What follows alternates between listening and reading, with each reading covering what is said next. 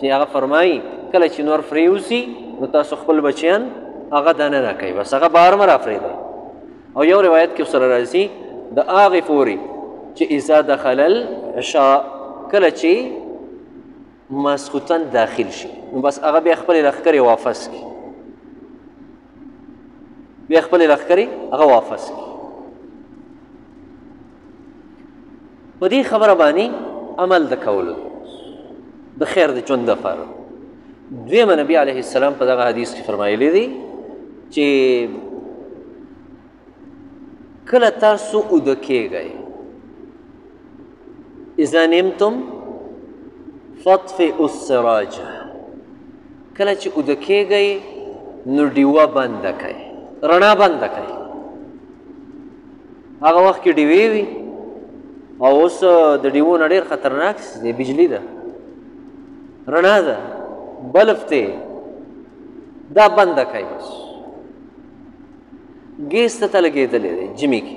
دا بند کړئ. ځکه موږ تاسو اورو واقعات په دې جمي کې اکثر اخبارونو کې راشي یاره ګیس هغه لیک وکړه او ټول کور مړ دی ټول کور بېهوشه دی ټول کور داسې دی دا دی. دا مسلې د دې نه جوړېږي چې د نبي علیه السلام په هدایاتو باندې عمل نشته چې هغه وایي داسې مه کوئ او موږ یې کوو. یو ځلې مدینه کې یو کور وسوځېده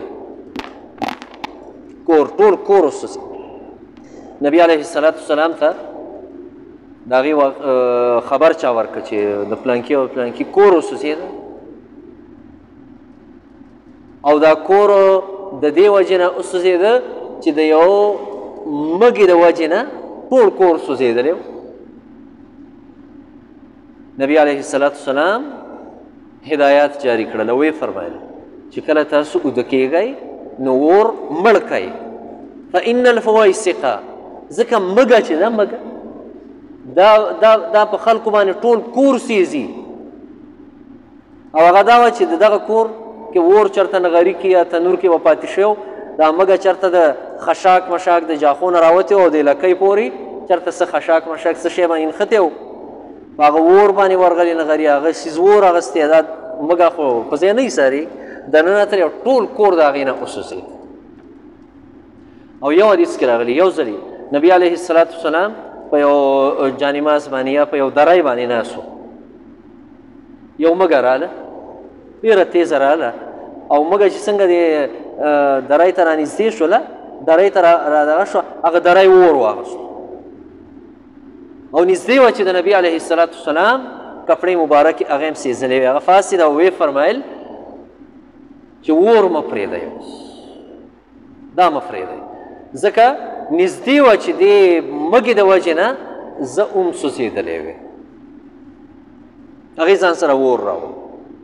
که نبي علیه السلام فرمایل ان هذه النار عدو لكم فاذا نمتم فاطفئوها دا اور ستاسو دشمن دی کله چې اوده کیږئ نو دا دشمن د ځان نه څه کوئ دا مړ کوئ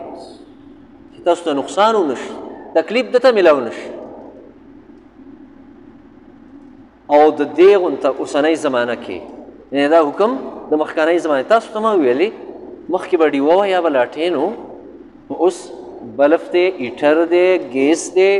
او د دې سره خطرناک څیز د ورځې او د شپې او تاسو ته معلوم دی که نه سګرټ دی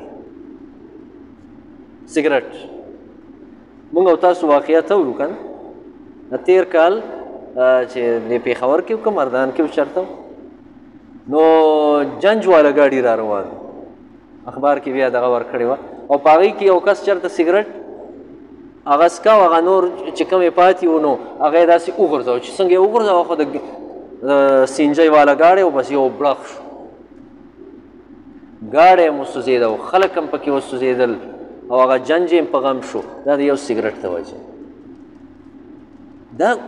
کله هم چې څوک د الله د نبي په هدایاتو عمل نه کوي دی به نقصان به موزي نقصان دته به خیر نه فیښېږي دته به خیر چریم نه فیښېږي ځکه نبي علیه السلام دا هدایت موږ او تاسو ته راکړي دي څه ټیم دی نو ان شاء الله په دې خبرو په خپل عمل کوو او زنانه هم په دې خبرو د حدیث کې 4-5 خبرې نور دي ان شاء الله دا به بیا که خیري بله جمعه کې کوو خو نن تاسو ته 2 خبرې ما وکړي یو دا دی چې کور کې چې کله اوده کېږئ د شپې نو اور مه پرېږدئ امړ کوئ دې کې خیر دی او دویمه خبره څه کړی دویمه خبره دا ده چې ماښام ولګي خپل ماشومان هغه دننه کوئ بس هغه بهر مه پرېږدئ اللهم صل علی محمد